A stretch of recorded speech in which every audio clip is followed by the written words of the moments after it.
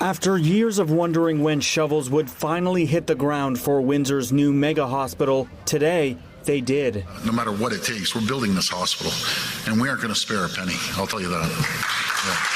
More than a decade of planning, public consultation, and provincial approvals has led to this moment. Construction will unfold in 3 continuous phases, with crews expected to remain on site for years to come. And while today's shovels mark the ceremonial start, the real work begins immediately. Seeing the effects of inflation, we expect the price of the hospital to increase over time. We need to sort out what those numbers look like, and of course we'll have no certainty until the actual contract closes. This is a magic trick. Yesterday, Doug Ford was in Windsor to break ground on a new hospital. Now, I'm from Windsor, and this hospital has been there. It's a joke. Local politicians have been talking about a new hospital for more than a decade, and they have finally broken ground, which means a bunch of people put on nice clothes, picked up a shovel and said, yes, we are serious about doing this. That's all this is. This here means, yes, we are serious about this, and we promise one day it will be done. Now, if you watch Drew Dilkens talk about this, sorry, say that differently. If you watch Drew Dilkens talk about this, he actually admits he has no idea what he's doing. Like at all. What Drew Dilkens says is, we don't know when it will start, we don't know when it will finish, we don't know how much it's going to cost, and we won't know until people tell us what it's going to cost. Project Management 101. Time, cost, and scope. When you are given responsibility over a project, it is your responsibility as project leader to say, how much time will it take to finish? How much will it cost? And what will the final project look like at the end? It has been more than a decade of these people taking our tax dollars, and they still can't tell us how much time it's going to take, how much it's going to cost, and what it will look like when it's finished. This is not project management. It's corruption and theft. People have made themselves rich at our expense, and they're not stopping. This is a magic trick. We are watching people pretend to do things while nothing changes. It's an illusion.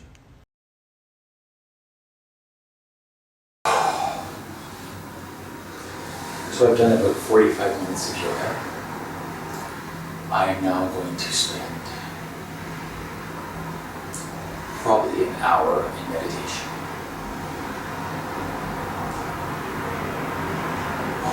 From the exercise that I've done, I don't know much of it. My heart is pounding. Again, from the level of exertion that you just saw, my heart is pounding. And I have to remain completely calm, even though there is a part of my body right now saying, run. Part of my body is saying, run, because it knows I've exerted energy. I'm trying to think of a logical explanation for why my body is responding the way it is. Can't think of a logical response. I'm able to see what is happening to my body, and I can acknowledge that doesn't make sense, that shouldn't happen, but it still keeps happening.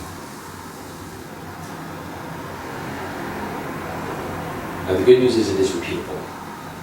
The reason why I'm doing this is experience tells me if I do certain types of exercise, which seems to be focused on joints, so if I release some of the tension in the joints that is probably there in most people who are just not consciously aware of. Small movements like this.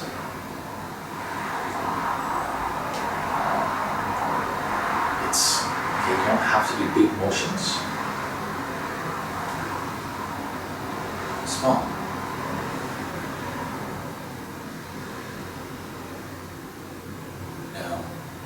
again, there are two ways to do this exercise. You could just like, if you're putting no intention behind your wishing, you'll get one type of exercise. But if you focus intention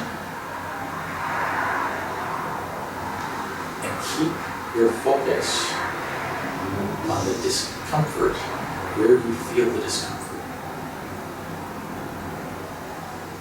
Now this might look really odd from the outside, like I'm doing nothing. But there is so much tension in my fingers. And doing this is having the impact this has on my health and well-being is much larger than me. Like, it doesn't make sense. I'm going like this and my brain works better. Now, there's two ways to look at that. You could say, that's not true. What you think is not happening, and you're just doing magic. Maybe this is. Maybe it is just a placebo effect. But I can repeat it. So can others.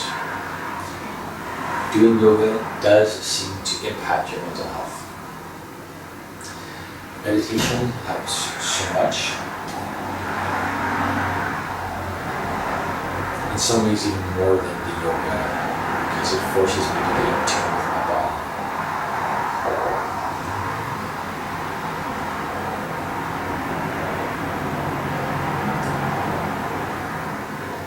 I was watching more about Esther Hicks today, or Abraham Hicks. It is very surreal to hear thoughts that you've only thought in your head come out of the mouth of another person.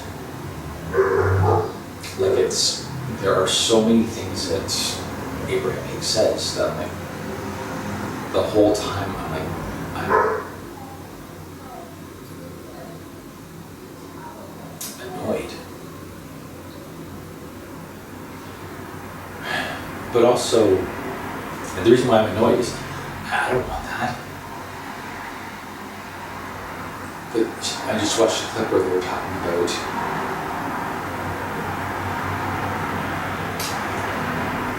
how channeling works. I mean, they didn't really say this in the video, but this is how they said enough in the video for me to realize that we're talking about shit. Because they're different.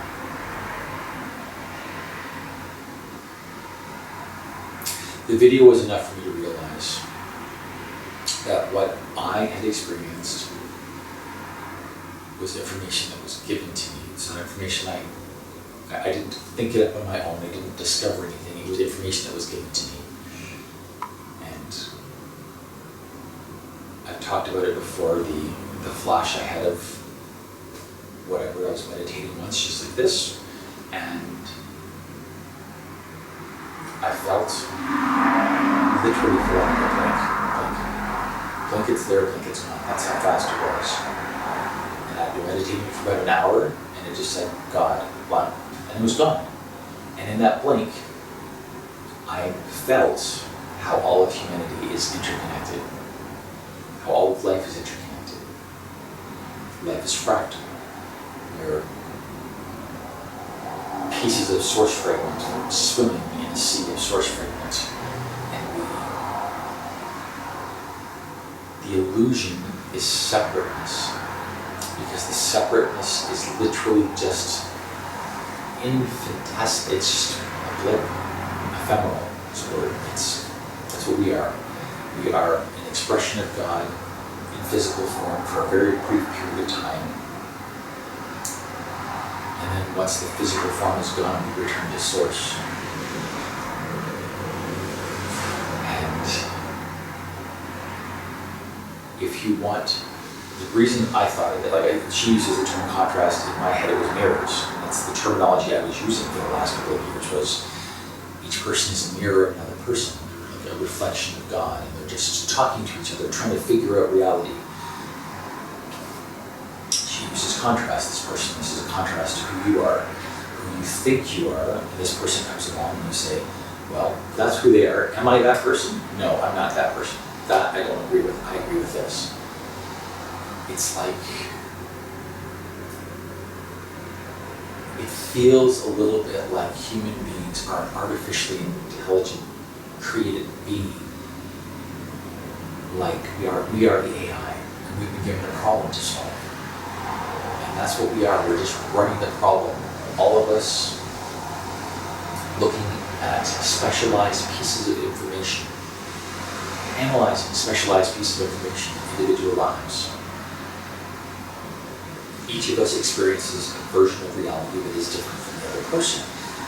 And that's good. We want different perspectives so that we can say, hey, I'm looking at the world and I see this. What do you see? Do you see that? You know, it's a survival, I think it is a survival instinct actually.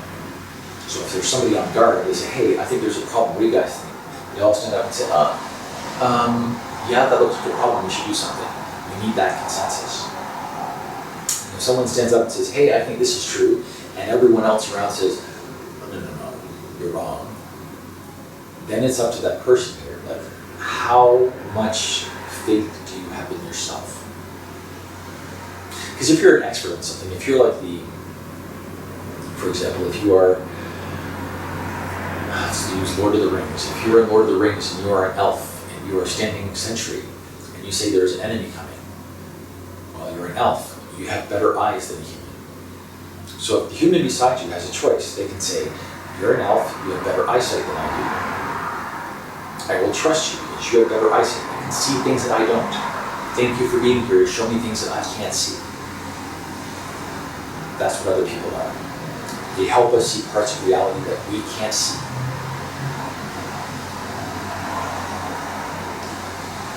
They're an expression of God. And I can connect to that expression by just finding their start. I can still see it, like from that blip of like God. I can still see the interconnectedness. And I have no way of explaining it scientifically. Maybe we don't have the science for it. That could be just as simple as that. So we just don't have the science to properly understand nature of reality yet.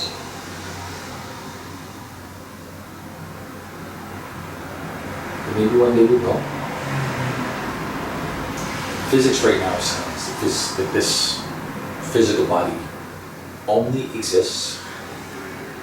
That's the scary thing. The physical form that I am seeing, the apartment that I'm in, the colors that I'm seeing, only exist in my head. And it's very possible that if you were here in this room with me, you might experience something different than me. Because you enter the room with your preconceived notions about what reality is supposed to be. So if you enter the room and you see there is an altar over here, you're going to have a response to that because of your preconceived notions and your past life experience. If you're raised Christian, you might assume that I'm an evil person for having this. If you're raised Wiccan, you might feel more comfortable in my presence. And you're going to have an experience different than mine because you have an entire life that is different than me. But we are not different. Each person, each living being is connected to fucking source energy. And that's what I mean. Like, the more I talk about it, it sounds fucking insane.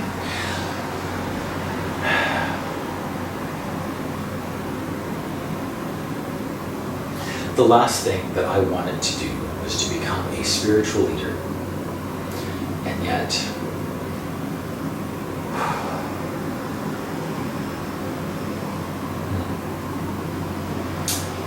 I have a choice.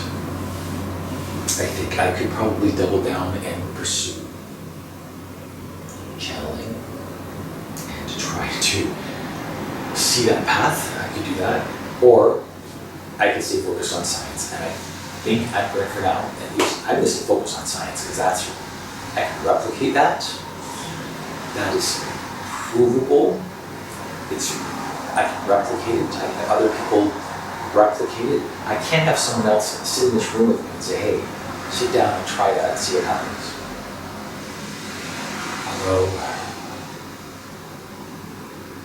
Although Zen Buddhism and scientific in a way. If you do this, this, this, and this, so if you sit and learn to meditate,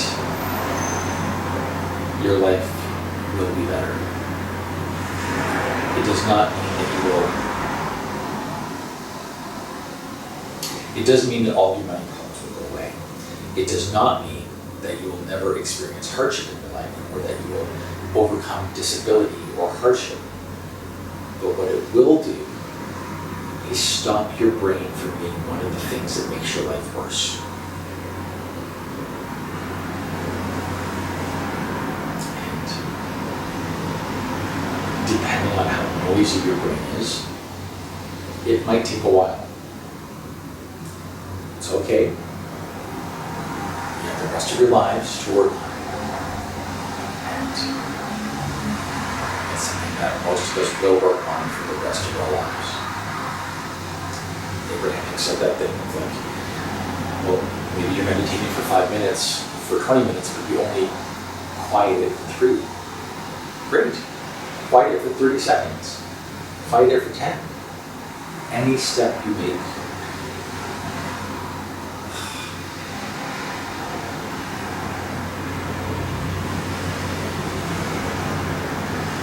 I don't really want to do that. I want to be a spiritual person, but I think it's...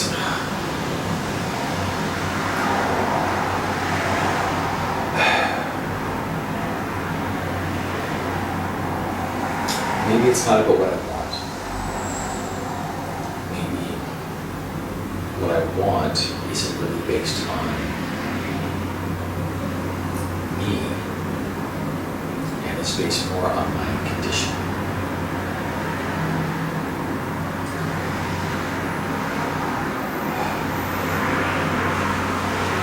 It was during meditation that I learned to let go of things. It was during meditation that I dealt with all of my childhood traumas and my relationship traumas and my attachments to everything. And the only thing, again, was I would meditate and I could let quiet intuition sing. To let go of God. It was only, like, every time I quieted my brain, it's like, over and over and over again, quieting my voice, giving me access to information that I wasn't consciously aware of. I took that as a sign from my subconscious that it knew what was happening, even if my conscious mind didn't. I have always focused on meditation as a scientific experiment in awareness manipulation. But after meditating for as long as I have, again, sometimes 2 to 3 hours a day, just because that's what I need to function. And shockingly, if you can meditate for 2 to 3 hours a day for a couple of years, you might have a level of spiritual awakening. Which was not the intention, and is, quite frankly, distracting from what I want to do. So I'm going to stop recording, try to meditate, and just get back to science or something. I don't know. Oh,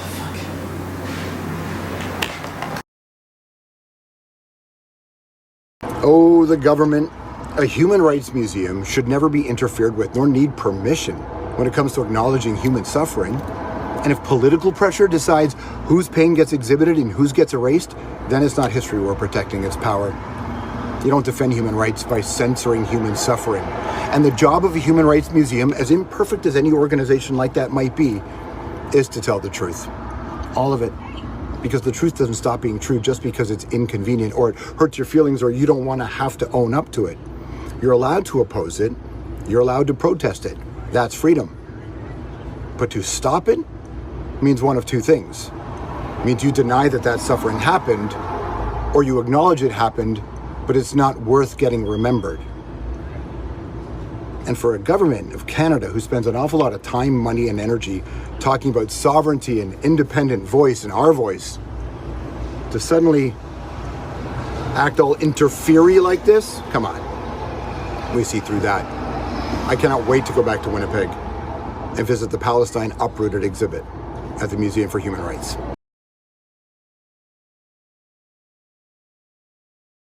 If you don't know that guy, his name's George, and he's kind of cool.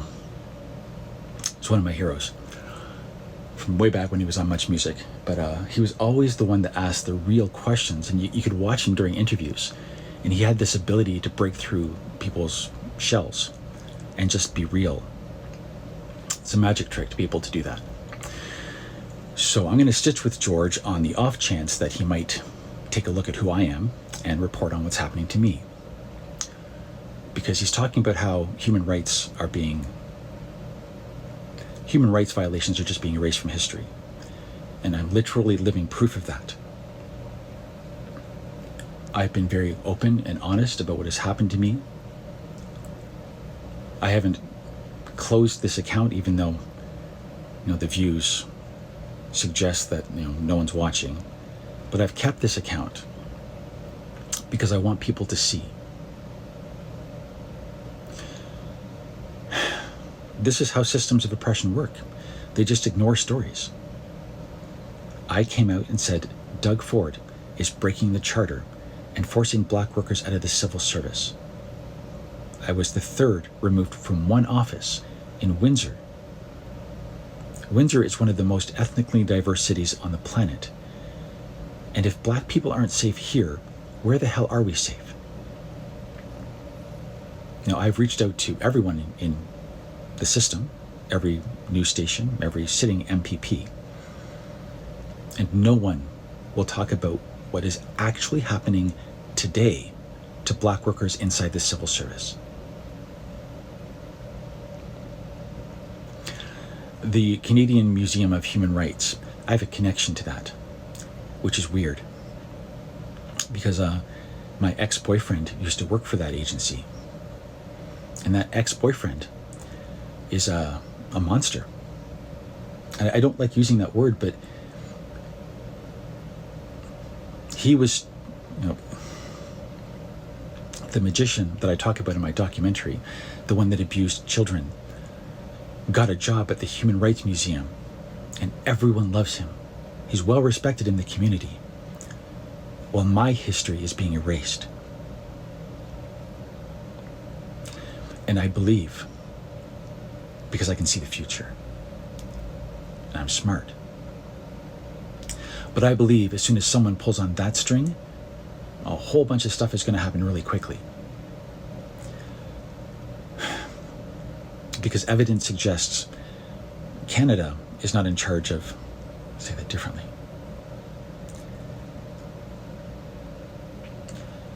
There are people from other countries that are screwing around with their media, and they are hiding evidence. Canadians have no idea what's actually happening, which is why we have to go from the ground up. Again, the only reason I'm stitching with George like this is there's an off chance he'll get notified, and there's an off chance he will look at my playlist called Racism and see what's happening in the government. Now, the bigger leap is that George would take the time to go to my YouTube page and check out my podcast called Undeniable. The only reason George would do that is if he wanted to break the story about disclosure. But George is busy, and all I can do is ask for help. So George, if you are watching this, please help. History is being erased right now, and that's something that we can change.